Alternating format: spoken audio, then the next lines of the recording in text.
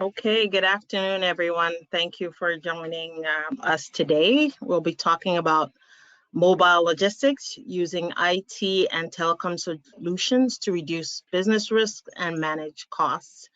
My name is Anne Falomo. I am a cost reduction and service optimization consultant. And with Schooley Mitchell, we provide contingency-based services for mostly small to medium-sized enterprises. On average, we find cost reductions for our clients of about 30%. And although we're talking about telecom today, we do also look at waste management, utilities, and merchant services. Before my role in cost reduction, I worked as a finance director for over 10 years in various consumer packaged goods and consumer service industries. So thank you for joining me today. I also have here Hani Zaki, and Hani is the president and owner of Logos IT Solutions, Inc.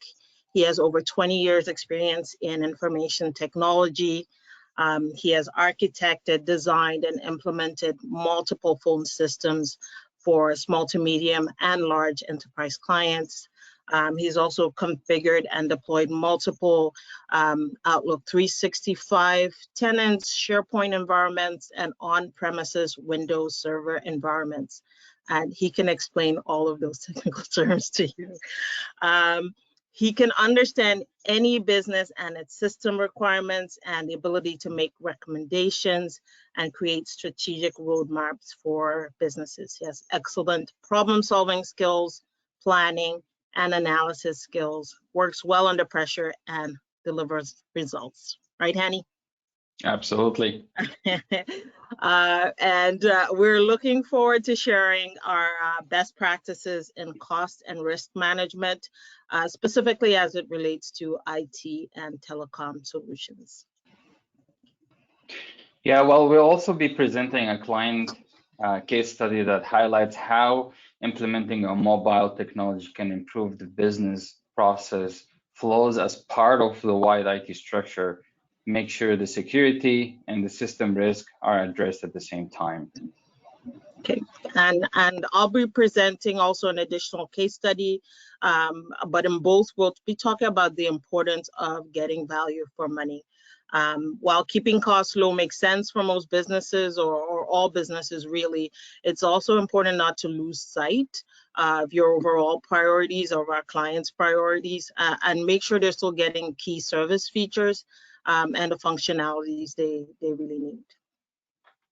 Yeah, and in IT and telecom, especially technology adjustment these days means that new solution can often be more cost effective than existing solution. So people forget that they need to update with the new technology, thinking that it could be a risk. Sometimes it's not a risk; it's actually better, either in terms of low cost for the same functionality, or the same cost for better functionality.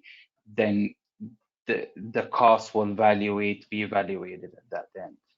Exactly, and vendors don't necessarily volunteer those options with existing clients. I think it's more with new clients, right? Yeah. They just don't have that discussion. Yeah, and vendors say, "Oh, if you're happy, I'm gonna leave you the way you are. Just continue billing you, and I'm happy too." Yeah, and maybe increase your cost at the same time. Yeah.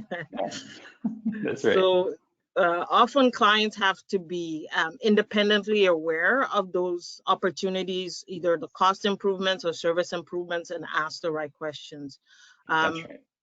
So I think I will encourage the audience to ask questions as we go through the content. Hani's going to talk about IT aspects first, and I'll monitor for any questions you have for him. And also when I'm talking about telecom cost management, please feel free to put your questions in the box, and we'll monitor and try and answer as we go along. So over to you, Hani. Thanks. And business owners start to understand IT security is a huge risk now. Today, you have to be careful of your infrastructure, given the facts of how many companies got attacked with different type of security breaches. All company needs to do a security risk assessment on their entire IT infrastructure to address all the security vulnerability. Recently, we have completed deployed a cloud managed firewall switch and Wi-Fi infrastructure to one of our clients to address a couple of issues with security and productivity. Cloud managed firewall would provide many secure features, firewall monitoring, firewall tuning up, patching management, DNS filtering and reports, and there's so many other features. The cloud management switch and the Wi-Fi will provide total control and easy to deploy and manage and maintain easily. Expansion and reduction into the system, it's easy to be adjusted. Automatic software patching reduce overall expense and report, and has amazing reporting tool that you can have a virtual tool of your entire network and see where is the weaknesses, where are my vulnerability, where are my I'm having so many connection into one area. Why is that? These reports help you to identify if you have a weakness into one of your areas, or you're gonna need to improve the production into a site. Now, what happened with this is you have a client that needs to have a warehouse, and this is the case study that we said we're gonna talk about.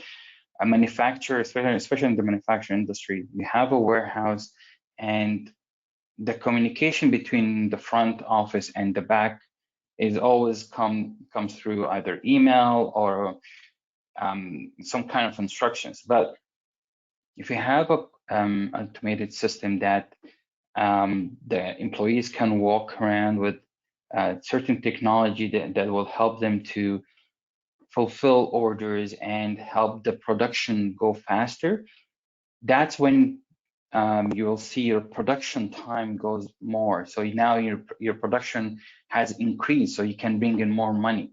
Now, of course, this deployment will cost the client money, but let's have a look at the long term for this deployment.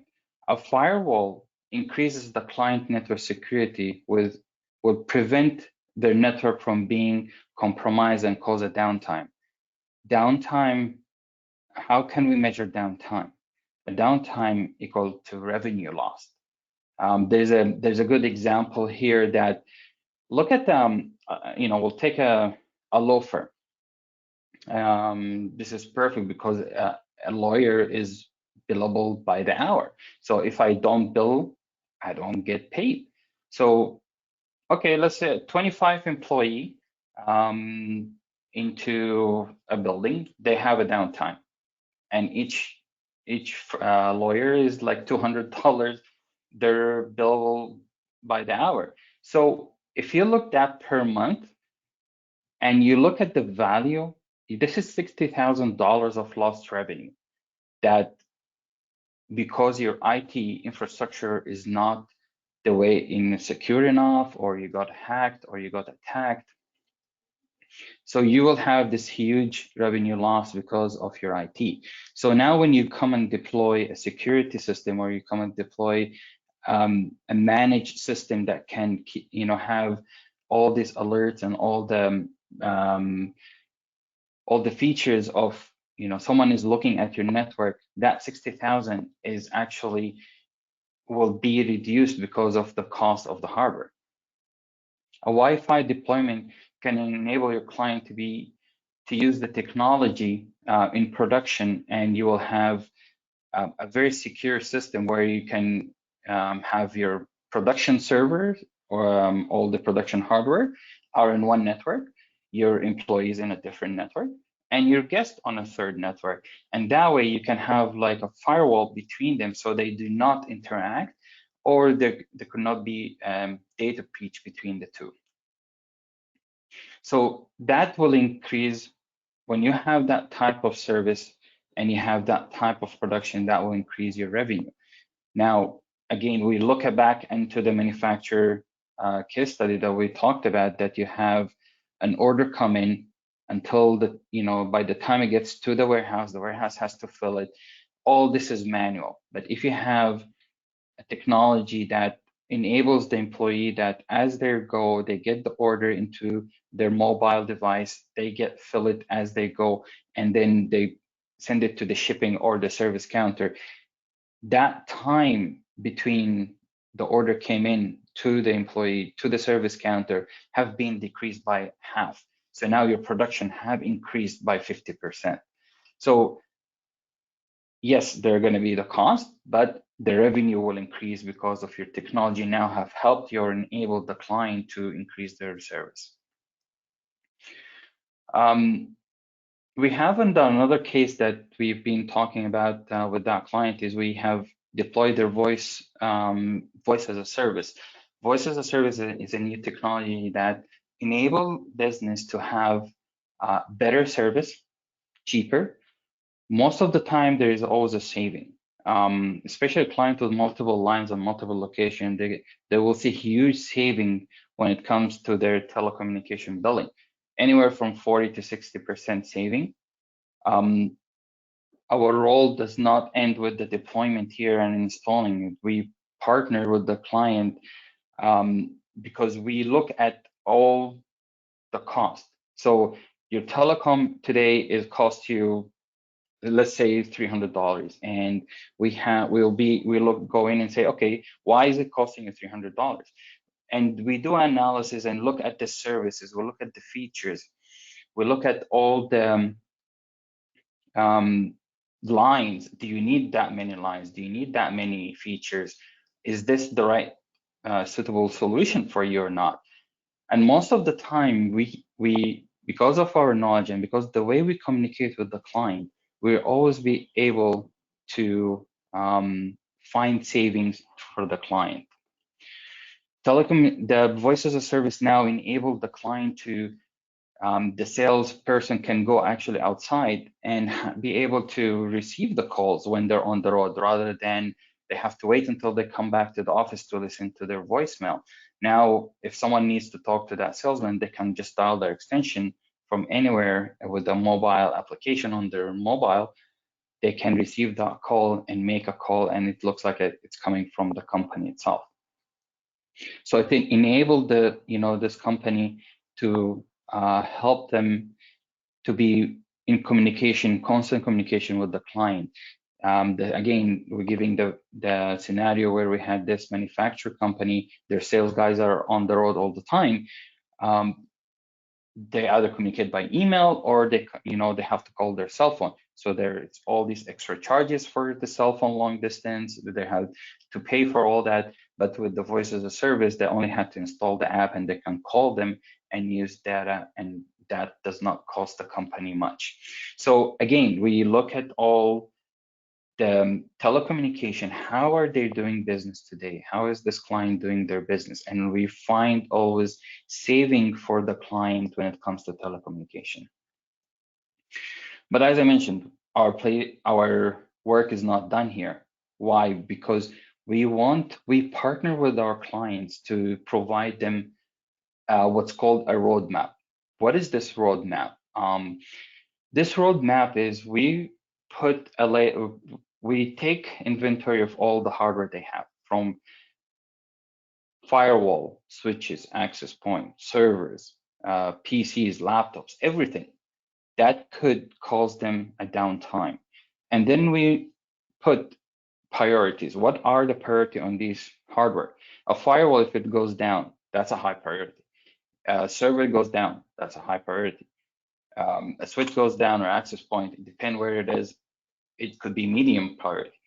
A PC, a user, that would be a low, but still it's a priority. So we draw this map for the client and say, look, the firewall has a lifetime. Today, if you purchase a firewall and you just leave it running in the background and never look at it, you're in for a surprise, because that firewall has 8 to 9 year lifespan on it, plus all the updates and the security has not been done on it. So to have a look constantly on your IT infrastructure and see what's in there and how is it working? Is it even working? Is it supposed to be? Is it doing what it's supposed to be doing? That is an important thing to do. So when we lay down this roadmap and we show the client the value of it, if we replace the firewall before it breaks down and we replace it what's called graceful, then we have a planned shutdown for the services. So there's no interruption for the production, there's no interruption for the revenue. And then we replace the hardware, and the hardware now they have another 8 years before we can have any issues. Same thing for every item. The switch has a lifetime. The server has a lifetime. I'm not sure if anyone knows, but the server's lifetime is about 4 to 5 years, because the simple thing, hard drives start to fail. When a hard drive fails, it can take down your server. So everything in IT has a lifetime. And when we do this roadmap for the client, we show them how can we transition from an old hardware to a new hardware, and that without having or causing a huge downtime for the client. Same thing for software. Software has a lifetime, because after a certain time, the developer of that software stops updates, stops their patching, stops their support for that software. So we still have to do a roadmap for the software as well, to help and to have this smooth transition and no interruption. Again, interruption or downtime means revenue lost, and we try to not have that interruption or the revenue loss for the client, and that's where our value come in. We try to have a smooth transition from old to new, and that that's where the value come in for our service. And again, most clients look into the cost of the service, and they realize that, oh, you know what, if I actually can collect what's my revenue loss if my IT goes down, they will realize that, yeah, I do need that service. I do need to be able to don't have a downtime, because that is revenue loss. And in that sense, Anne has a similar situation into this that can show you how does the roadmap can help the clients, not only in the IT part, but also into the other services. How does this roadmap can help other business into savings and long cost? Thank you, Hani. Really great insights there. I do especially love the concept of the IT roadmap, because it not only lays out the plan for clients to manage their technology, but it also sets out key timelines that you can help to manage their service providers as well, and the contracts and the costs related to that. I think, to your point, one of the things that people overlook and businesses overlook as a risk is downtime, unplanned downtime, because there's always planned downtime to switch over systems or to do upgrades, but really it's the risk of unplanned downtime and the cost of that downtime that really you should be factoring in when you're building your IT roadmap and doing a risk assessment on your systems. That's right. So thank you for that. I wonder if you could talk a little bit. I didn't see any questions in the flow, but there's one that I wanted to ask.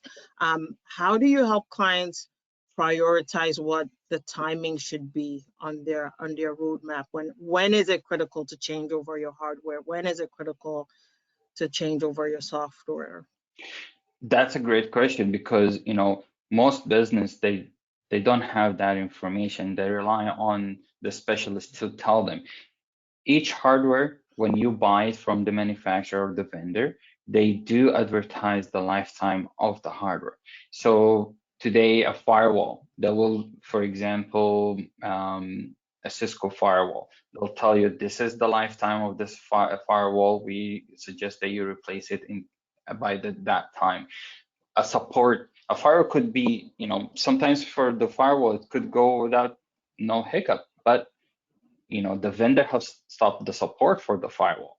You do not want to wait until you have an issue and then the vendor will not support you. So all that comes into play, that you have to look into, okay, the hardware is good, I can do another 10 years on the hardware, but the vendor have stopped the support. The vendor have stopped sending out updates and patching and security updates and all that, which is very important for a front edge router to have that, because every day there's new security breaches. So every day there's techniques that hackers are trying to go around. So we have to update our firewall to adjust and adapt for that techniques. No, that's excellent value that you can bring. I can't tell you how many times I've worked with clients that wait until their systems actually fail on them before they make a change. And it costs them to patch it up, and it costs them to make the change.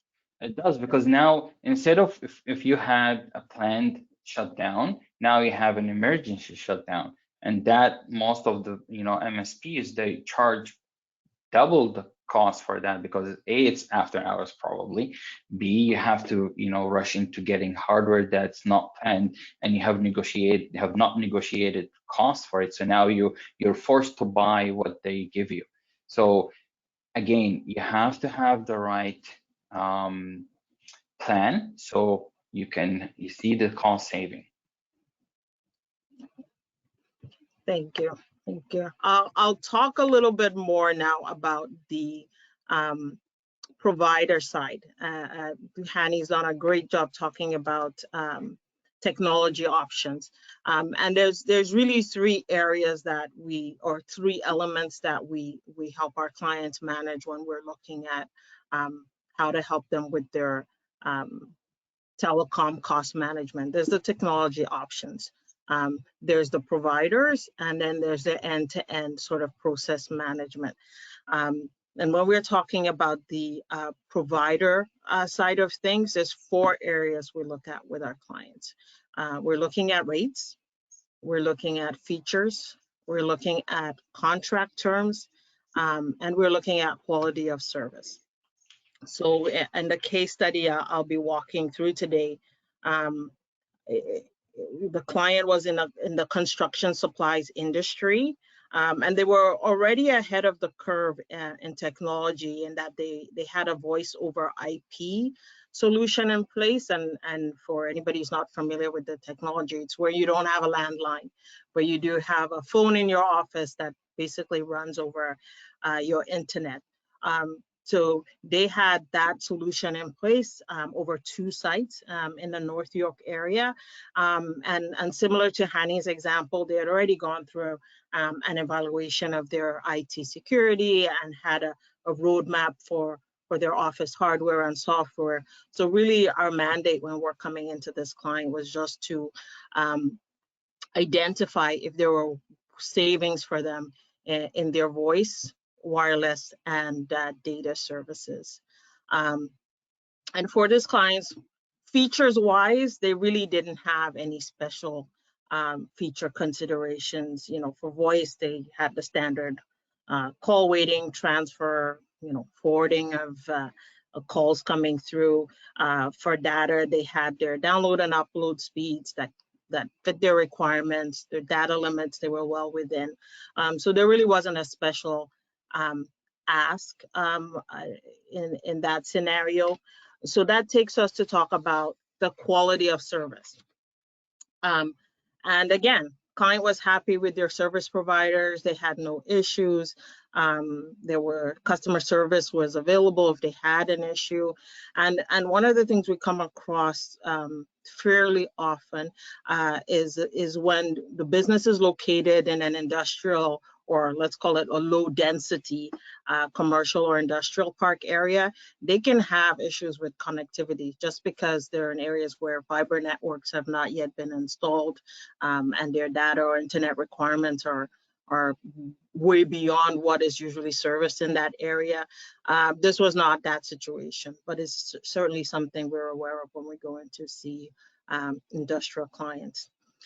So where we were really able to shed a light on for this client was in the two other areas, in their rates and in their contract terms. And rates really cover three things when we're going into a client. We're asked, what is the base cost per line that they're paying on their voice services? Are they paying for any extra features? So for this client, their rate was actually fairly competitive. And one of the reasons that it was is the technology that they were using was actually a low-cost technology option. And the second thing that helped their cause was they had used a Bell reseller for their wireless services. So what resellers do basically is they contract in bulk with the larger providers, and then they can offer those better rates to smaller clients. And typically those rates are not available if the client walked into the original provider. So there's definitely a place in the market for resellers. So as I said, for this client, fairly competitive. Second thing we ask where rates are concerned is what promotions are available. And we always ask our clients, vendors, for a re-rate. Because promotions can just be about timing. Sometimes because there's a new account manager, it's close to the end of a reporting cycle. These are their pricing packages that didn't exist when the client initially signed on 3, 4, 5 years ago. So we talked about this earlier, like vendors don't always volunteer better price packages to their clients. So rule number one, always ask for a re-rate from your existing vendor. And the third thing we asked for this client was it worth it for them to bundle their products to down from 3 service providers to maybe 1 or 2 service providers?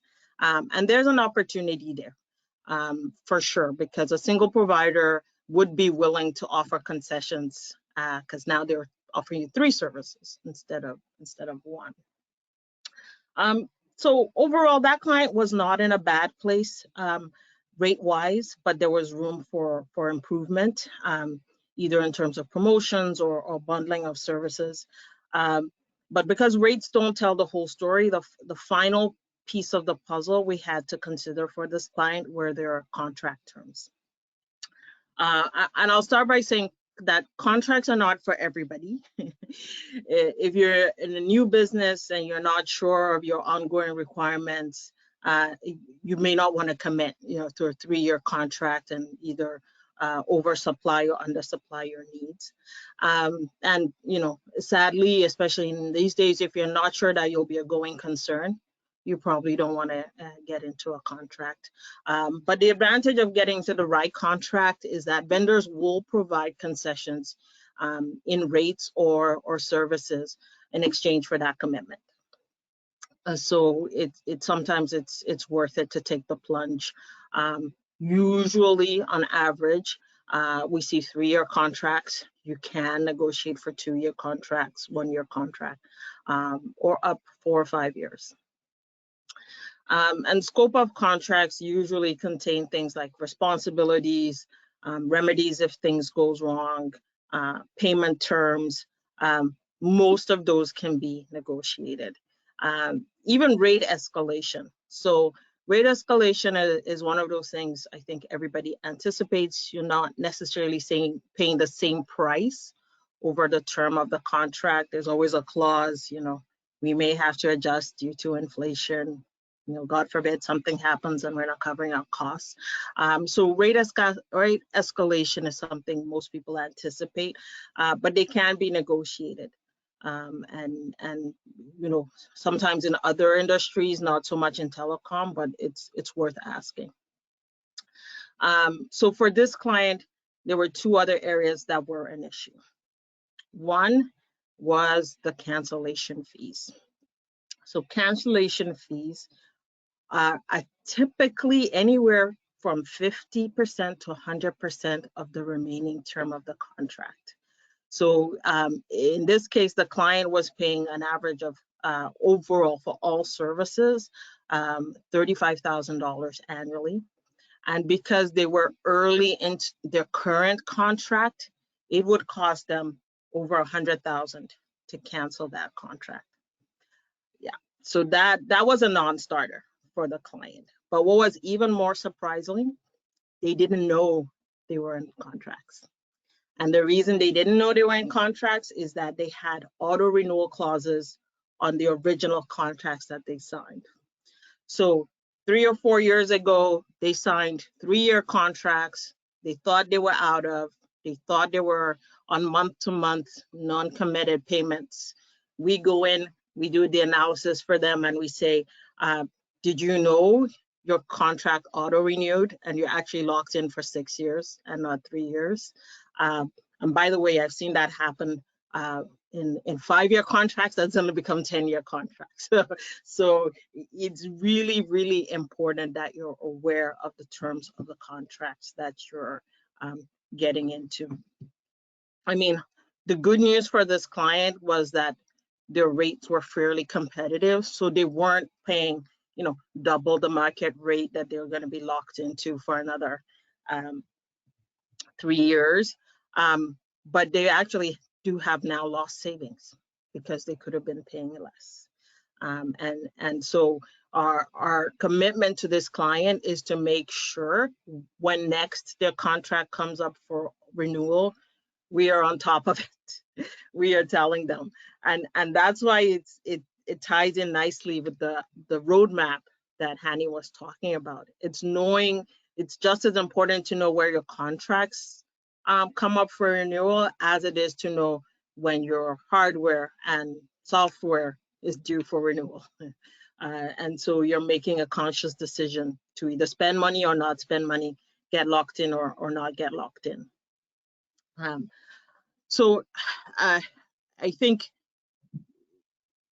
the last area which we can help our clients in is with the end-to-end management. And that sort of ties everything together, from the planning to the procurement, to the deployment, to the monitoring. That's really where you can get a handle on your savings. So you're not just looking at procurement and saying, I'm going to buy the cheapest thing now. You're not just looking at deployment, I'm going to implement the easiest thing now.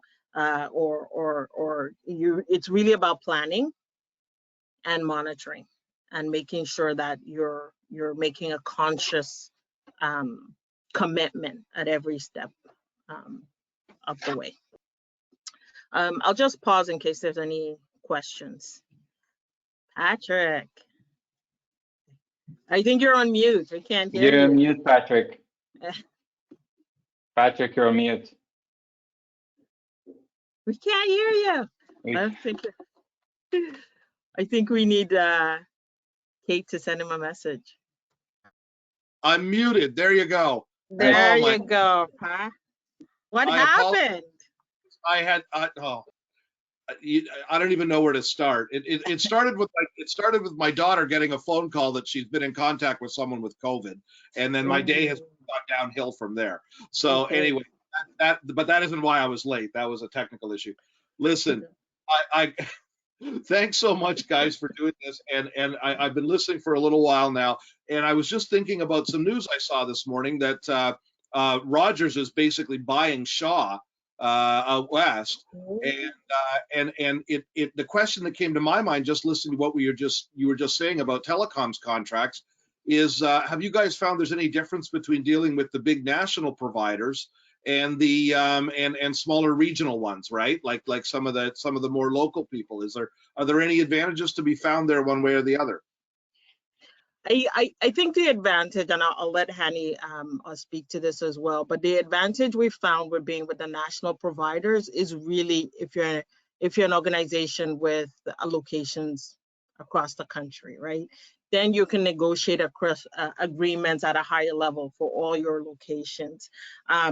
But when it comes to a one-site negotiation, smaller, medium-sized enterprises, you're actually for the most part, better off dealing with local providers because they're more willing to negotiate. They're more willing to right size what the solutions are. And if you imagine, Bell may only have 20 offerings. Bell may actually have 20 offerings, but you can't customize those offerings. Shaw may only have 5 offerings, but if you go to Shaw and say, hey, I need you to jig this, they're willing to talk. And I think that's a generalization, but that is what we found with local versus national providers.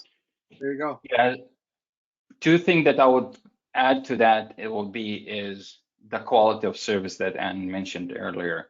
The quality of service of the larger enterprise, that when you have an issue, how long does it take for them to resolve that issue? Because it has to go through what's called an SLA agreement. So that SLA agreement on a larger enterprise, you're looking at anywhere from 24 to 48 hours until it actually escalate to a level 1 engineer to have a look at it. A smaller enterprise, a smaller contractor will be able to escalate that quickly. So if you're having a problem with your telecommunication today and you have a problem, you call or you open a ticket with your service provider, and that person, because they don't have to go through all these level of level 1, level 2, level 3 to escalate, and each one has a timeline for the ticket to escalate from 1 to 2 to 3. With a smaller enterprise, that escalation goes faster. And you always have, your reps that you can call them and say, hey, I have a problem, can you help me out? And they can escalate it quickly. With larger enterprise, that is not an option. You will not be able to escalate your issue if you have. I had issues with larger enterprise and I could not get my issue resolved any sooner. So that is one thing. The other thing, as Anne mentioned, that the customize of the service. Today, you want all the large enterprise that have offering or packages. You have to pick. You don't have an option. If you don't pick from one of these options, you cannot say, well, I don't need all that. Sorry, sir, you have to take all that. With the smaller companies, they can customize that for you. And that's what I mentioned earlier on my presentation is we look at the service and what you're paying for.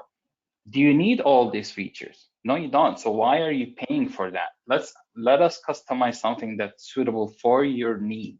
And that's one of the key things that we provide is we understand, we go and sit down with the business and understand the business need, and we translate that into technology.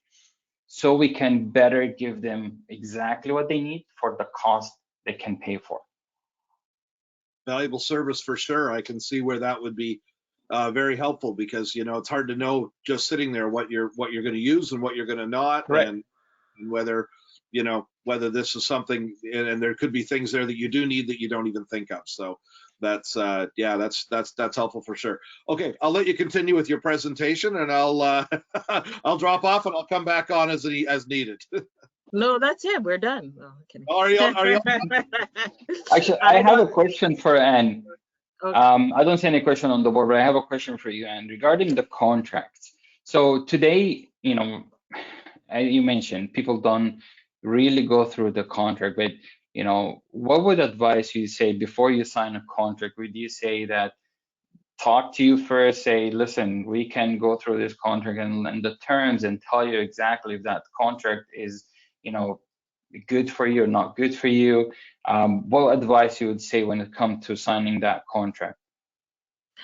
Yes, I would say that, and I'm not a lawyer. If you have a lawyer, go to your lawyer. But we can definitely give you some insights on what you're signing, and really what I always tell people, because we usually come into play after you've made that commitment or when you've been in business for a while and you say, this is getting out of hand, I need some help, is always get more than one option.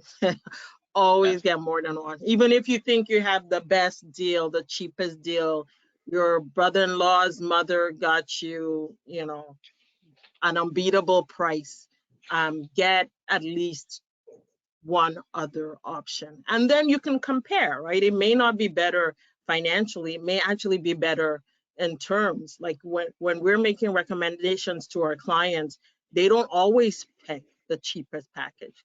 Sometimes they pick the package that is less change for their staff. Sometimes they pick the package that they're more comfortable with technology wise, right? So you really have to look at the whole for you. And if you have just one option, you may end up signing that because you don't know any better. And if you can't ask for help, at least get one other option so you can see what's out there. Yeah, that's right. The other thing that I wanted to ask you about the quality of service. Now, quality of service can mean that, you know what, when I have a problem, who do I talk to, or how long did it take for that issue to be resolved? How can the client say, this is how I measure the quality of service? And that's a hard one to evaluate because you may not know that until you have a problem, right? Sure. So you're really maybe going with word of mouth or with reputation or with what you've been told. But I will say a lot of established vendors have a track record, right? And so you can explore, you can do some investigation. But quality of service is about two things, I think. It's about a reliable service, so it's not going down every 5 minutes, but it's also about if and when I have a problem, how quickly is it resolved? And some people will have tolerance. I pick on VoIP because it wasn't very reliable in the beginning. So that's voice over IP.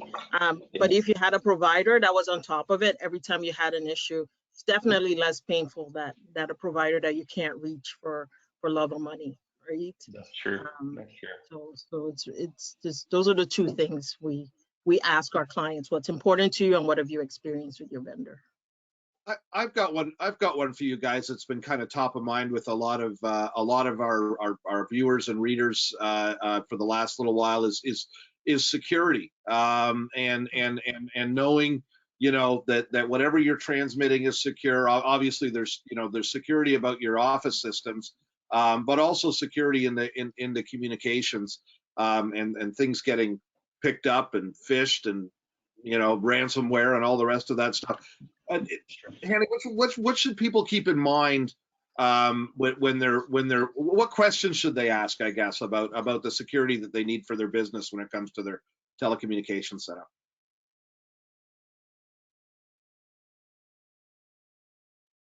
Oh, did we freeze? Yeah, I think we got a bit of a freeze there from Hanny. You take that one, Anna, then, Anna, if you want. Yeah, I usually defer to the expert, but it's really about making sure that you have basic firewalls in place. I think Hani spoke to that in his presentation. In the client example that he had to make sure that they had firewalls with it between their production software or production access, their office access, and their guest access. Because if you don't build those firewalls, then you're leaving your whole system open to attack. And you know, it may not be common, or it's more common now that it used to be in, but you know, you could go to an office location and be right on their network. They'll just give you access. They'll give you a password. That guest firewall gives you a layer of protection, right? That there's only so much they can access. And even office staff, they can't mess with your production schedule, and your production staff can't mess with your billing. You know what I mean? So either knowingly or unknowingly, right? It's good protocol to have the firewalls, you know, on the outside, but also within like critical subsystems in your business. Can Sorry you about that. guys help? Oh, That's okay. how much of my question about security? Yeah. Sorry? How much security did you hear, Hanny? I heard the question, and it's actually a good question, because today, in this day and age, you have to evaluate your security. So if you're a business owner that's running your security off your provider router that they provided for you, your security is very weak. So you need, what we do is we provide what's called assessment of your network. We come in and we put our hardware outside your network and we do what's called a phishing attack. And then we start testing every port on your firewall to see if we can get in or not. And then we try from inside, we see how is your data is encrypted end to end, meaning the device that I'm holding that's sending that communication to and from, is it sending the data encrypted all the way through or not? So that's when we come in and design your network and we say, look at your access point, which providing that Wi-Fi service. You have to have what's called an enterprise level, or it doesn't have to be the $1,000 access point, but there are enterprise entry level access point that will give you that security. So today, that's what we look at, and we assess your security from inside and from outside, and we provide a better solution. That's when it comes to an office setup. Now, because we are not in an office anymore, everyone is working from home. So we start looking at your, how is the data traveling from your home computer to the servers? Is it encrypted again or not? Can someone sit, what they call it, the man in the middle? Can I sit in the middle and start receiving that data? And if I receive it, what kind of data I'm getting? So we look at all the solution and we look at how are people using this solution today. Is that the right way of using it? And you'll be surprised, sometimes people just needed to do the switch. They just wanted to work from home. They forget some key point for the security to look at before they do that.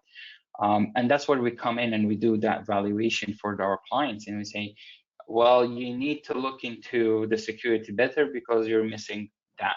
And we help them to employ it and deploy and implement it. Are there better solutions, Hanny, than the type of spam filters we see presently?